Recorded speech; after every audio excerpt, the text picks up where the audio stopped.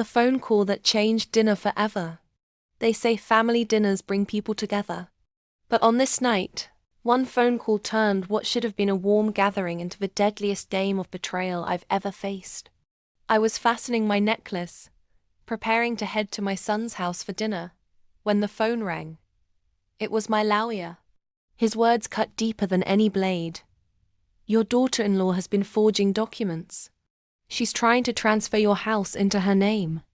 For a moment I couldn't breathe. My knees trembled, my heart pounded, but I wasn't about to crumble.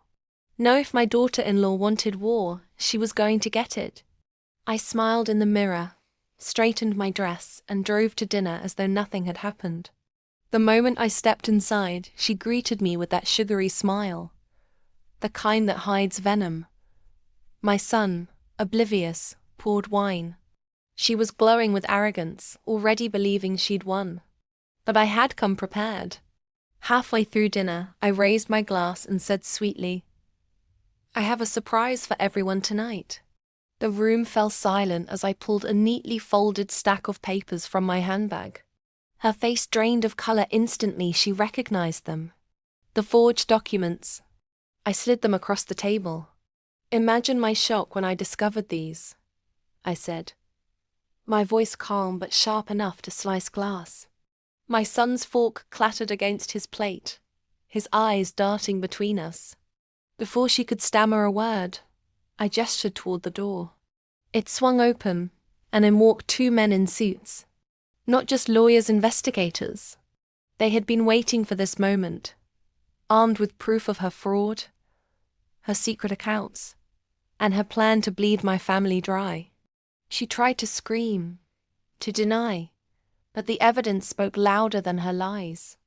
And then came the twist, one she never saw coming. What she didn't know was that months ago, I'd grown suspicious. So every document she signed, every digital transfer she made, was already being tracked by me. She wasn't just stealing, she was walking straight into a trap I had set with my lawyer. She didn't just lose the house she tried to steal, she lost her marriage, her freedom, and the false mask she wore for years. As she was escorted out in handcuffs, I looked at my son. His eyes brimmed with betrayal, not at me, but at the woman he thought he loved. And in that moment, I knew I hadn't lost a family.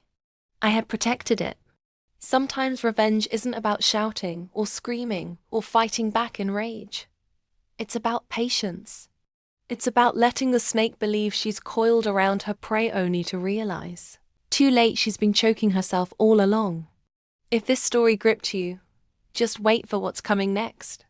Subscribe to my YouTube channel right now, because betrayal, revenge, and unexpected justice, this is only the beginning.